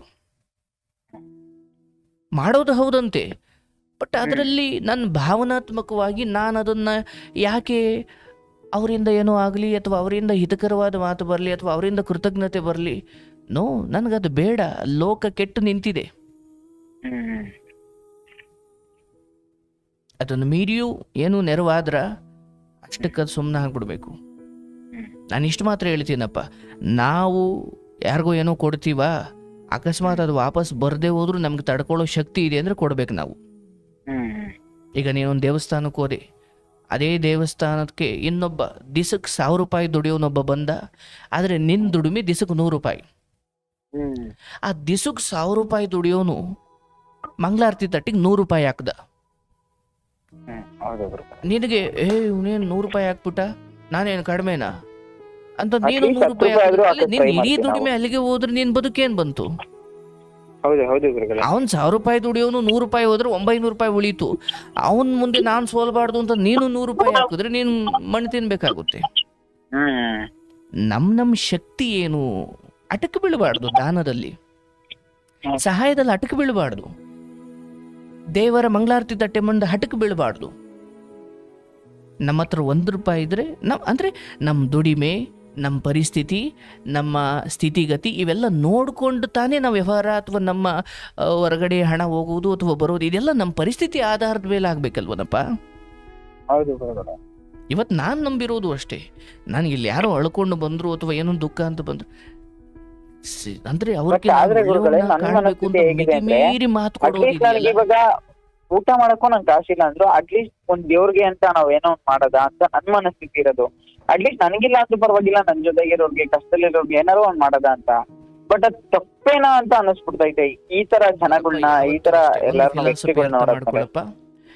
ನನ್ಗಿಲ್ಲ ಅಂದ್ರೂ ಪರವಾಗಿಲ್ಲ, ಅವ್ರಿಗೇನೋ ಮಾಡಬೇಕು ಅನ್ನೋದಿದೆಯಲ್ಲ, ಇದು ಕಾಲ ಕಾಲಕ್ಕೆ ಧರ್ಮ ಸ್ವಲ್ಪ ತನ್ನ ರೂಪವನ್ನು ಬದಲಿಸುತ್ತೆ. ಒಂದು ಕಾಲ ಇತ್ತು, ನಾವಸ್ಕೊಂಡಿದ್ರು ಬಂದ ಅತಿಥಿಗಳಿಗೆ ಹೊಟ್ಟೆ ತುಂಬಿಸಬೇಕು ಅಂತ. ಬಟ್ ಸತ್ಯ ಏನಂದ್ರೆ, ನನಗೆ ನಾನು ಹೆಮ್ಮರವಾಗಿ ಬೆಳೆದ್ರೆ ಎಷ್ಟು ಜನಕ್ಕೆ ಬೇಕಾದ್ರೂ ನೆರಳು ಕೊಡ್ಬೋದು, ಹೌದಲ್ಲಪ್ಪ? ಇವತ್ತು ನೀನು ಬಿಸಿಲಾದ್ರೆ ನೆರಳು ಕೊಡೋ ಮರದ ಹತ್ರ ಹೋಗ್ತೀಯೋ, ಒಂದು ಎಲೆನೇ ಇಲ್ದಿರೋ ಮರದ ಹತ್ರ ಹೋಗ್ತೀಯೋ? ಜಗತ್ತು ಬಯಸೋದು ಅದನ್ನೇ. ನೀನ್ ಚೆನ್ನಾಗಿದ್ರೆ ಎಲ್ರಿಗೂ ನೆರಳು ಕೊಡಬಹುದು. ನೀನು ಒಣಗೋಗಿ ಒಣಗೋಗಿರೋ ನೀನ್ ಯಾರಿಗ್ ಬೇಕಪ್ಪ? ಮೊದಲು ಅರ್ಥ ಮಾಡ್ಕೊಳಪ್ಪ.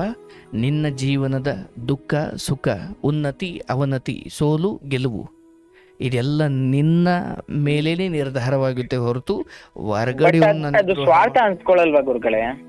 ಏನು ಸ್ವಾರ್ಥ ಅನ್ಸ್ಕೊಳಲ್ವಾ? ಅದನ್ನ ಏನ್ ಸ್ವಾರ್ಥ ಆಗುತ್ತೆ ಅದು? ಅಂದ್ರೆ ಇವಾಗ ನಂದು, ನಾನು ನಂದೇನು, ನಾನ್ ಹೇಗೆ, ನನ್ನ ಹೇಳಿಗೆ, ನಂದು ಏಳು ಬೀಳು ಅದನ್ನೇ ನೋಡ್ಕೊಳ್ಳೋದ? ಕೊಟ್ಬಿಟ್ಟು ಇಷ್ಟೆಲ್ಲ ಕೊರಗೋದಕ್ಕಿಂತ ಕೊಡದೆ ಇರೋನೇ ನನಗೆ ನಿನಗಿಂತ ಶ್ರೇಷ್ಠನಾಗಿ ಕಾಣ್ತವನಪ್ಪ. ಹೌದಲ್ಲ? ಕೊಟ್ಟವನ ಬಾಯಿಲಿ ಇದೆಲ್ಲ ಬರಲೇಬಾರದು. ಫಸ್ಟ್ ಆಫ್ ಆಲ್ ನಾನು ನಿರಾಸೆಗಳಿಂದ ಮುಕ್ತನಾಗು ಅಥವಾ ಆಸೆ ಆಕಾಂಕ್ಷೆಗಳಿಂದ ಮುಕ್ತನಾಗು ಅಂತ ಹೇಳ್ತಾ ಇದ್ದೀನಿ. ನಿನ್ನ ಒಳಗಡೆ ಎಷ್ಟು ಭಾವನೆ, ಎಷ್ಟು ನಿರೀಕ್ಷೆಗಳಿದೆಯೋ ಅಷ್ಟು ಪ್ರಶ್ನೆಗಳು ಆಚೆ ಬರ್ತಾ ಇದ್ದಾವೆ. ಇವನ್ ನಾನು ಇದಕ್ಕೂ ಮೀರಿ ಉತ್ತರ ಕೊಡಬಲ್ಲೆ, ಆದ್ರೆ ನಿನಗೆ ನಾನು ಆಗ್ಲಿಂದ ಸ್ಪಷ್ಟವಾಗಿ ಹೇಳ್ತಾ ಇದ್ದೀನಿ, ನೀನ್ ಇವಾಗ ಜನರಲ್ ಆಗಿ ಹೇಳ್ತೀನಿ, ಒಬ್ಬ ಒಂದು ಬ್ಯಾಚುಲರ್ ಆಗ್ಲಿ, ಒಬ್ಬ ಹುಡುಗ ಆಗ್ಲಿ, ಒಬ್ಬ ರೈತ ಆಗ್ಲಿ, ಅವನೊಂದು ಕೆಲಸ ಮಾಡೋದು ಅದರಿಂದ ಏನೋ ಪ್ರತಿಫಲ ಸಿಗುತ್ತೆ ಅಂತ ತಾನೇ ಗುರುಗಳೇ? ಪ್ರತಿಫಲದ ನಿರೀಕ್ಷೆ ಇರಲಿ, ಬಟ್ ಅದ್ರ ಮೇಲೆ ಹಕ್ಕು ಸಾಧಿಸ್ಲಿಕ್ಕೆ ಅದು ಬರುತ್ತೋ ಬರಲ್ವೋ ಅಥವಾ ಎಷ್ಟು ಬರುತ್ತೆ ಎಷ್ಟು ಬರಲ್ಲ ಅದ್ರ ಬಗ್ಗೆ ಭವಿಷ್ಯವನ್ನು ತಿಳ್ಕೊಳ್ಳುವಷ್ಟು ಶಕ್ತಿ ಇದೆಯೇನಪ್ಪ ನಿನಗೆ? ಇಲ್ಲ ತಾನೇ? ಹೌದು ಹೌದು ಗುರುಗಳೇ, ಖಂಡಿತ ಕೆಲಸ ನಿಯತ್ತಾಗಿದೆ. ಬಟ್ ಇವಾಗ ಒಬ್ಬ ರೈತ ಒಂದು ಕುಂಟಲಿ ಒಂದೇನೋ ಅದು ಫುಲ್ ಫಸಲು ಇವಾಗ ಏನೋ ಮಳೆ ಬಂದು ಬಿರುಗಾಳಿ ಬಂದು ಹೋಗ್ಬಿಡ್ತು ಅಂತಂದ್ರೆ ಅವನಿಗೆ ನೋವು ಹಾಗೆ ಆಗುತ್ತಲ್ವ ಗುರುಗಳೇ? ನಿನ್ನದು ಲಾಜಿಕ್ ಅಪ್ಪ, ಅದರಲ್ಲಿ ಯಾವುದೇ ಅರ್ಥ ಇಲ್ಲ. ಒಂದು ಅರ್ಥ ಮಾಡ್ಕೊಳಪ್ಪ, ಕೃಷ್ಣ ಭಗವದ್ಗೀತೆಯಲ್ಲೂ ಅದನ್ನೇ ಹೇಳೋದು. ನೀನು ಕರ್ಮವನ್ನ ಮಾಡು, ಫಲದ ಫಲ ಸಿಗಬೇಕು ಸಿಗಬಾರ್ದು ಅದು ಭಗವಂತನ ಇಚ್ಛೆ. ಆದ್ರೆ ನೀನು ಮಾತಾಡ್ತಿರೋದು ಫಲದ ಬಗ್ಗೆ. ನಿರೀಕ್ಷೆ ಮಾಡಬಾರ್ದ? ನಿರೀಕ್ಷೆ ಮಾಡದೆ ಅದು ಸಿಗದೆ ಹೋದರೆ ದುಃಖ ಯಾರಿಗೆ? ನೋಡಪ್ಪ, ಮನುಷ್ಯ ರೈತ ಬೀಜ ಬಿತ್ತನೆ ಮಾಡ್ಬೋದು, ಉಳುಮೆ ಮಾಡ್ಬೋದು, ಮಳೆ ಯಾರದ್ರಪ್ಪ ಅದು? ಬಟ್ ನಂಬಿಕೆ ಇರೋದಕ್ಕೆ ತಾನೇ ಬೆಳಿಗ್ಗೆ ಹಾಸಿಗೆಯಿಂದ ಮನುಷ್ಯ ಎದ್ದೇಳ್ತಿರೋದು. ನಂಬಿಕೆ ಹೊಲದಲ್ಲಿ ನೇಗ್ಲಿಟ್ಕೊಂಡ ಮೇಲೆ ಶುರುವಾಗೋದಲ್ಲ, ಬೆಳಿಗ್ಗೆ ಎದ್ದಾಗ್ಲಿಂದಲೇ ಮತ್ತೆ ರಾತ್ರಿ ಮಲಗಬೇಕಾದ್ರೆ ಬೆಳಿಗ್ಗೆ ಎದ್ದೇಳ್ತೀನಿ ಇನ್ನೂ ನಂಬಿಕೆಯಲ್ಲೇ ತಾನೇ ಮಲಗೋದು. ಹೌದು ಹೌದು ಗುರುಗಳೇ. ಅದು ಮನುಷ್ಯನ ಅಂತರಂಗದಲ್ಲೇ ಇದೆ, ಅದೊಂದು ಪ್ರಕೃತಿನೇ ಕೊಟ್ಟಿದೆ, ಅದು ಯಾವುದು ನಾವು ಹೇಳಿ ಮಾಡಬೇಕಾದ್ದಲ್ಲ. ಹಾಗಾಗಿ ನಿನ್ನ ಕರ್ತವ್ಯ ನೀನು ಶ್ರದ್ಧೆಯಿಂದ ಮಾಡಪ್ಪ. ನೋಡಪ್ಪ, ಇವತ್ತು ನಾನು ಇಲ್ಲಿ ಜನಗಳಿಗೆ ಕಳೆದ 4 ವರ್ಷದಿಂದ 4,000 ಮೇಲೆ ಕೌನ್ಸಿಲಿಂಗ್ ಮಾಡಿದ್ದೀನಿ. ಅಥವಾ ಭಗವಂತ ನನಗೊಂದಷ್ಟು ಶಕ್ತಿ ಕೊಟ್ಟು ಜನರನ್ನು ಇಲ್ಲಿ ಕಳಿಸ್ಕೊಟ್ಟಾಗ ಜನರು ನನ್ನ ಬಗ್ಗೆ ಹೊರಗಡೆ ನೆಗೆಟಿವ್ ಕಮೆಂಟ್ ಹಾಕ್ಬೇಕಾ ಪಾಸಿಟಿವ್ ಅದು ನನ್ನ ಕೈಲಿ ಇಲ್ಲ. ನನ್ನ ಕೆಲಸವನ್ನು ನಾನು ಶ್ರೇಷ್ಠವಾಗಿ ಮಾಡೋದು ಅಷ್ಟೇ ನನ್ನ ಕೈಲಿದೆ. ಬಟ್ ಹೌದು ಗುರುಗಳೇ, ಇವಾಗ ನೀವು ಫೇಸ್ಬುಕ್ ಲೈವ್ ಬಂದಿದ್ದೀರಾ, ಒಂದು ವಾಯ್ಸ್ ಕಾಲ್ ಮಾತಾಡ್ತಾ ಇದ್ದೀರಾ, ಹೌದು. ಅದ್ರಲ್ಲಿ ಒಂದು 10 ಕಮೆಂಟ್ ಬಂದಾಗ ನಿಮ್ಗೆ ನೋಡಿದಾಗ ನಿಮ್ ಕರಳಿ ಹೇಗೆ ಚುರುಕು ಅನ್ಸುತ್ತೆ. ಆಗಲ್ಲಪ್ಪ, ನಾನು ಇಷ್ಟು ಶ್ರದ್ಧೆ ಭಕ್ತಿಯಿಂದ ನಾನು ಎಲ್ಲ ಸರಿಸಮಾನವಾಗಿ ಮಾಡ್ತಾ ಇದ್ದೀನಿ. ನನಗಾಗಲ್ಲ ಅದು. ನೀನ್ ಏನ್ ಹೇಳ್ತೀವಿ ನನಗೆ ಗೊತ್ತಿಲ್ಲ, ಬಟ್ ಅದು ನಿಮ್ಮ ದೃಢ ನಿರ್ಧಾರ, ಅದು ನಿಮ್ಮ ಗಟ್ಟಿ ಮನಸ್ಸು ಅಂತ ಅಂತೀನಿ ಗುರುಗಳೇ, ನನ್ನ ಲ್ಯಾಂಗ್ವೇಜ್ ಅಲ್ಲಿ. ಸತ್ಯದ ಅರಿವು ಬರಬೇಕು. ಅವ್ರು ಹೇಳಿದ್ರು ಅಂತ ನಾನು ನಿಲ್ಸಕ್ಕಾಗಲ್ಲ, ಅಥವಾ ಅವ್ರು ಹೊಗಳಿದ್ರು ಅಂತ ನಾನು ನನ್ನನ್ನು ಅತಿಶಯವಾಗಿ ಕಂಡುಕೊಳ್ಳೋಕ್ಕಾಗಲ್ಲ. ಹೌದು, I know I am the instrument of god. ಭಗವಂತನ ಒಂದು ಉಪಕರಣ ನಾನು. ಈಗ ಒಂದು ಗುದ್ಲಿ ತಗೊಂಡು ಗುಂಡಿ ಆಗದೆ ಅಂದ್ರೆ ಗುದ್ಲಿ ಹೇಳೋಕ್ಕಾಗುತ್ತಾ ನಾನಾಗದೆ ಅಂತ ಇಲ್ಲ. ಮನುಷ್ಯನ ಕೈಲ ಅದೊಂದು ಉಪಕರಣ ಅಷ್ಟೇ. ಮನುಷ್ಯ ನಿರ್ಧಾರ ಮಾಡಿದ್ದು ಅಗಿಬೇಕು ಅಂತ, ಹೌದಲ್ಲ? ಹೌದೌದು. ಹಾಗೆ ಗುದ್ದಲಿ ನಾನು ಮಾಡಿದೆ ಅಂತ ಹೇಗೆ ಹೇಳ್ಕೊಳ್ಳೋಕ್ಕಾಗಲ್ವೋ, ಇಲ್ಲಿ ನಾನು ಈ ಕೆಲಸವನ್ನು ನಾನು ಮಾಡಿದೆ, ನನಗಿದರಿಂದ ಪುಣ್ಯವೂ ಉಂಟಲ್ಲ ಪಾಪವೂ ಉಂಟಲ್ಲ. ಅದನ್ನು ನಿರ್ಲಿಪ್ತತೆ ಅಂತ ಕರೀತಾರೆ. ನೀನೊಬ್ಬರಿಗೆ ಡ್ಯಾನ್ಸ್ ಹೇಳ್ಕೊಡ್ತೀಯಲ್ಲಪ್ಪ, ಅದು ನಿನ್ನ ಜ್ಞಾನವನ್ನು ಮುಂದಿನ ತಲೆಮಾರಿಗೆ ಅಂದರೆ ಆ ಜ್ಞಾನದ ಹರಿವಾಗ್ತಾ ಇದೆ. ಅದರಿಂದ ಅವನು ಸೂಪರ್ ಸ್ಟಾರ್ ಆಗ್ತಾನೋ ಅಥವಾ ಅದನ್ನು ಮರೆತು ಬೇರೇನೋ ಮಾಡ್ತಾನೋ ನಿನಗದು ಬೇಕಿಲ್ಲ. ನೀನು ನಿನ್ನ ಜ್ಞಾನವನ್ನು ಧಾರೆ ಎರೆಯುವ ಅವಕಾಶ ಸಿಕ್ಕಾಗ ಭಗವಂತ ನನಗೆ ಈ ಪುಣ್ಯದ ಅವಕಾಶ ಕೊಟ್ಟಿದ್ದಾನೆ ಅಂತ ಶ್ರದ್ಧೆಯಿಂದ ಮಾಡೋದಷ್ಟೇ. ಅದನ್ನು ಮೀರಿ ಅವರಿಗೆ ಅದು ದೊಡ್ಡ ಹೆಸರು ಕೊಡುತ್ತಾ ಅಥವಾ ಅವರು ಅದನ್ನು ಮರೀತಾರ ಅಥವಾ ಅವ್ರು ನಿಮಗೆ ಗುರುವನ್ನು ಗೌರವ ಕೊಡ್ತಾರಾ ಇಲ್ವಾ, ನನಗೆ ಅದೇನು ಬೇಡ. ನನಗದು ಯಾಕಂದರೆ ಗುರು ಅಂತ ಅವ್ರು ನನಗೆ ಗೌರವ ಕೊಡಬೇಕು ಅಂತ ಇದೆಯಲ್ಲ, ಅದನ್ನು ನಾನು ಹೇಳಿ ಮಾಡಿಸೋದಲ್ಲ, ಅದು ಅವರಿಂದನೇ ಬರೋದು ಅಲ್ವಾ? ಹಾಗಾಗಿ ಅದು ಸ್ನೇಹಿತರ ವಿಚಾರ ಆಗಿರ್ಬೋದು, ಶಿಷ್ಯರ ವಿಚಾರ ಆಗಿರ್ಬೋದು, ಲೋಕದಲ್ಲಿ ಸಮಾಜ ಸಂಬಂಧ ಯಾವುದೇ ಆಗಿರ್ಬೋದು, ಕಿತ್ಕೊಳ್ಳೋಕ್ಕಾಗಲ್ಲ ಗೌರವವನ್ನು. ಹಾಗಾಗಿ ನಿರ್ಲಿಪ್ತನಾಗಪ್ಪ. ಇಲ್ಲಿ ಯಾರೂ ಕೆಟ್ಟವರಲ್ಲ. ನಾನು ಸ್ವಲ್ಪ ಬುದ್ಧಿವಂತನಾಗಬೇಕು. ಸ್ವಾರ್ಥ ಅಲ್ಲ, ಸ್ವಾರ್ಥದ ಬಗ್ಗೆ ಇಲ್ಲಿ ಮಾತೇ ಇಲ್ಲ. ನನ್ನ ಪ್ರಕಾರ ಇನ್ನೊಬ್ಬರಿಗೆ ನೆರವಾಗದೆ ಹೋದ್ರೂ ಪರವಾಗಿಲ್ಲ, ಇನ್ನೊಬ್ಬರಿಗೆ ತೊಡಕಾಗದಂಗೆ ಹೋದ್ರೆ ಅದೇ ಪುಣ್ಯ. ಹೌದಲ್ಲಪ್ಪ? ಯಾರು ನಾವು ಸುಖ ಕೊಡ್ಲಿಲ್ಲ ಅಂದ್ರೆ ಪರವಾಗಿಲ್ಲ, ಕಷ್ಟ ಅಂತೂ ಕೊಡೋದ್ ಬೇಡ. ಅಷ್ಟೇ ಹೇಳ್ತಾ ಇರೋದು. ನೀನ್ ಅವ್ರಿಗೆ ನೆರವಾದೆ, ಆಯ್ತು. ನೆರವಾಗದೆ ಹೋಗಿದ್ರು ಕೂಡ ಏನ್ ತೊಂದರೆ ಇಲ್ಲ, ಯಾಕಂದ್ರೆ ನೀನ್ ಅವ್ರಿಗೇನು ದ್ರೋಹ ಅಂತೂ ಮಾಡಿಲ್ಲ. ಹೌದು ಹೌದು. ಸೊ ಆ ಸೂತ್ರವನ್ನ ಬದುಕಲ್ಲಿ ಅಳವಡಿಸ್ಕೊಳ್ಳಪ್ಪ. ನಿನಗೆ ಒಳ್ಳೇದಾಗ್ಲಿ. ಬಹುಶಃ ನಿನ್ನ ಮೂಲಕ ಒಂದಷ್ಟು ಚರ್ಚೆ ಆಯಿತು, ಅದಕ್ಕೆ ನಾನು ಅಭಿನಂದಿಸ್ತೀನಿ. ಬಹಳ ಅದ್ಭುತವಾದ ಪ್ರಬುದ್ಧತೆ ಇದೆ. ಆ್ಯಂಡ್ ನೀವು ಜ್ಞಾನಿಗಳೂ ಇದ್ದೀರಿ, ಆ್ಯಂಡ್ ಬಹಳ ತಿಳುವಳಿಕೆ ಉಳ್ಳವರಿದ್ದೀರಿ. ಭಗವಂತ ನಿಮ್ಮನ್ನು ನೋಡಿ ನಾವೆಲ್ಲ ಸ್ಫೂರ್ತಿ ತಗೊಳ್ಬೇಕು. ಪಾಪ ಸ್ವಲ್ಪ ಹುಟ್ಟಿನಿಂದ ಭಗವಂತ ಯಾವುದು ಒಂದು ಹಂಗದ ವಿಕಲತೆಯನ್ನು ಕೊಟ್ಟರೂ ಕೂಡ ನೀವು ಅದನ್ನು ಒಂದು ಮೈನಸ್ ಅಂತ ತಗೊಳ್ದೇನೆ ಎಷ್ಟೊಂದು ರಿಯಾಲಿಟಿ ಶೋ ಭಾಗವಹಿಸಿ ಮತ್ತು ಎಷ್ಟೊಂದು ವಿದ್ಯಾರ್ಥಿಗಳಿಗೆ ನಿಮ್ಮ ವಿದ್ಯೆಯನ್ನು ಧಾರೆ ಎರಿತಾ ಇದ್ದೀರಿ, ಮತ್ತು ಶ್ರಮಪಟ್ಟು ಕಲ್ತಿದ್ದೀರಿ, ಹೆತ್ತವರಿಗೆ ಗೌರವ ತಂದಿದ್ದೀರಿ. ಆ್ಯಂಡ್ ಇಲ್ಲಿವರೆಗೂ ಎಲ್ಲ ವಿಚಾರದಲ್ಲೂ ಚೆನ್ನಾಗಿ ಬಂದು ಇಲ್ಲಿ ಯಾವುದೋ ಚಿಕ್ಕ ಪುಟ್ಟ 2 ವಿಚಾರದಲ್ಲಿ ತೊಂದರೆ ಮಾಡಿಕೊಳ್ಬೇಡಿ. ಜಗತ್ತು ಚೆನ್ನಾಗೇ ಇದೆ. ನಮ್ಮ ಅರಿವನ್ನು ನಾವು ಹೆಚ್ಚಿಸ್ಕೊಳ್ಬೇಕು, ನಮ್ಮ ತಿಳುವಳಿಕೆ ಮಟ್ಟವನ್ನು ನಾವು ಹೆಚ್ಚಿಸ್ಕೊಳ್ಬೇಕು. ಆಗ ಯಾವ ಜನರು ಸುಲಭವಾಗಿ ನಿಮಗೆ ದ್ರೋಹ ಮಾಡಲಿಕ್ಕಾಗಲ್ಲ. ಹೆಣ್ಣು ಹೊನ್ನು ಮಣ್ಣು ನನ್ನ ಹೆಸರಲ್ಲಿ ಏನಿದೆ ಅದು ಮಾತ್ರ ನಂದು. ಇನ್ಯಾರದ್ದನ್ನು ಅವ್ರು ಎಷ್ಟೇ ಮೇಲ್ಬಿದ್ದು ಮಾತಾಡಿಸ್ಲಿಕ್ಕೆ ಬಂದರೂ ನನ್ನ ಹೆಸರಲ್ಲಿ ಅದಿಲ್ಲ ಅಂದರೆ ನಾನು ಆಸೆ ಪಡಬಾರ್ದು. ಅರ್ಥ ಆಯ್ತಲ್ಲಪ್ಪ? ಹಾಗೆ ಬದುಕಬೇಕು. ನಿಮ್ಗೆ ಒಳ್ಳೇದಾಗ್ಲಪ್ಪ. ಈಶ್ವರ ನೋಡಿ ಪಾಪ ಅವರ ಪ್ರಶ್ನೆಗಳು ಇದೊಂಥರ ಗುರು ಶಿಷ್ಯ ಸಂವಾದ ಇದ್ದಂಗಿತ್ತು. ಅವರೇ ಗುರು ಅಂದ್ಕೊಳ್ತೀನಿ ನಾನೀಗ. ಶುಭವಾಗಲಿ ಸ್ನೇಹಿತರೆ. ಇಲ್ಲಿಗೆ ಇಂದಿನ ಪ್ರೀತಿ ಮಾತು ನೇರ ಪ್ರಸಾರ ಕಾರ್ಯಕ್ರಮವನ್ನು ಮುಕ್ತಾಯಗೊಳಿಸೋಣ. ನೋಡಿ ಅವರು 25 ವರ್ಷದವರು ನೋಡಿ, ನಮಗೆ ಚಿಕ್ಕದಾಗಿ ಗೊತ್ತಾಯ್ತು ಅಷ್ಟೇ. ಅವರು ಹುಟ್ಟಿನಿಂದ ಅಂಗವಿಕಲರು, ವಿಕಲಚೇತನರಿದ್ದರೂ ಕೂಡ ಡ್ಯಾನ್ಸರ್, ಎಂಥ ನಾಟ್ಯ ಕಲೆ, ಆ ವಿದ್ಯೆಯಲ್ಲಿ ಅವರು ಒಂದಷ್ಟು ವಿದ್ಯೆ ಪಡ್ಕೊಂಡು ಅನೇಕ ಸ್ಟೇಜ್ಗಳಲ್ಲಿ ಡ್ಯಾನ್ಸ್ ಮಾಡಿ, ಅಂದರೆ ಇನ್ನೊಬ್ಬರನ್ನು ರಂಜಿಸುವ ಕೆಲಸ ಅವರದು. ಜೊತೆಗೆ ಅವ್ರದ್ದೊಂದು ಸ್ವಂತ ಶಾಲೆಯನ್ನು ಓಪನ್ ಮಾಡಿ ಮಕ್ಕಳಿಗೆ ಅಥವಾ ಡ್ಯಾನ್ಸ್ ಕಲಿಬೇಕು ಅನ್ನೋ ಆಸಕ್ತಿ ಇರೋರಿಗೆ ವಿದ್ಯೆಯನ್ನು ಹೇಳಿಕೊಡ್ತಿದ್ದಾರೆ. ಆ ನಡುವೆ ಇಂಥದ್ದೇನೋ ನಂಬಿಕೆ ದ್ರೋಹಗಳಾಗಿರ್ತವೆ. ಸೊ ಇವರು ಗೊಂದಲ ಮಾಡಿಕೊಂಡು ಕೂತಿದ್ದಾರಷ್ಟೇ. ಬಟ್ ಎನಿವೆ, ಅವ್ರು ನನಗೆ ದ್ರೋಹ ಮಾಡಿದ್ರು, ಇವ್ರು ನನಗೆ ತೊಂದರೆ ಕೊಟ್ಟರು. ಈಗ ಅವ್ರ ಪ್ರಶ್ನೆ ಸರಿ ಇದೆ. ನಾವು ಒಬ್ಬರಿಂದ ನಿರೀಕ್ಷೆ ಮಾಡೋದು ತಪ್ಪ, ನಾವು ಒಬ್ಬರಿಂದ ನಮಗೂ ಉಪಕಾರ ಆಗಲಿ ಅಂತ ಬಯಸಿ ಮತ್ತು ನಾವು ಅವ್ರಿಗೆ ಸಹಾಯ ಮಾಡೋದು ತಪ್ಪ? ಖಂಡಿತ ತಪ್ಪಲ್ಲ. ಆದರೆ ನಾವು ಏನೇ ಅವರಿಂದ ಬಯಸಿದ್ರು ಕೂಡ, ಆದರೆ ಅವರ ಜೀವ ಸ್ವಭಾವ ಅಂತ ಇರುತ್ತಪ್ಪ. ಈಗ ನಿನಗೆ ಸಿಂಹದ ಮೇಲೆ ಏನೇ ಪ್ರೀತಿ ಇದ್ದು ನೀವು ಸಿಂಹಕ್ಕೆ ಪ್ರೀತಿಯಿಂದ ಮಾಂಸವನ್ನು ತಾಂಡೋಗಿ ಹಾಕದೆ, ಅಯ್ಯೋ ನನಗೆ ಮಾಂಸ ಹಾಕಿದವನು ಅಂತ ನಿಮ್ಮನ್ನು ಸುಮ್ಮನೆ ಬಿಡುತ್ತಾ? ಇಲ್ಲ, ಅದ್ರ ಬುದ್ಧಿ ಅದು ತೋರಿಸುತ್ತೆ. ಹಾಗೆ ನಾವು ಏನೇ ಪ್ರೀತಿಯಿಂದ ನೆರವಾದರೂ ಕೆಲವೊಬ್ಬರು ಅವ್ರ ಬುದ್ಧಿ ತೋರಿಸ್ತಾರೆ. ಆವಾಗ ನಾವು ಅಂದ್ಕೊಳ್ಬೇಕು, ಓಕೆ, ಆ ಜೀವದ ಸ್ವಭಾವ ಈ ರೀತಿಯದ್ದು, ಹಾಗಾಗಿ ನನಗೂ ಅದಕ್ಕೂ ಆಗಬರಲ್ಲ, ನಾನು ಸ್ವಲ್ಪ ಇದರಿಂದ ಪಾಠ ಕಲಿಬೇಕು. ಪಾಠ ಕಲಿಯೋದೊಂದು ಅವಕಾಶ ಇರುತ್ತೆ ಹೊರತು ನಾನು ಅವರನ್ನು ಬೈಕೊಂಡು ಕೂತ್ಕೊಂಡ್ರೆ ಆಗಲ್ಲ. ಹೌದಲ್ವಾ? ಒಳ್ಳೆಯದಾಗಲಿ.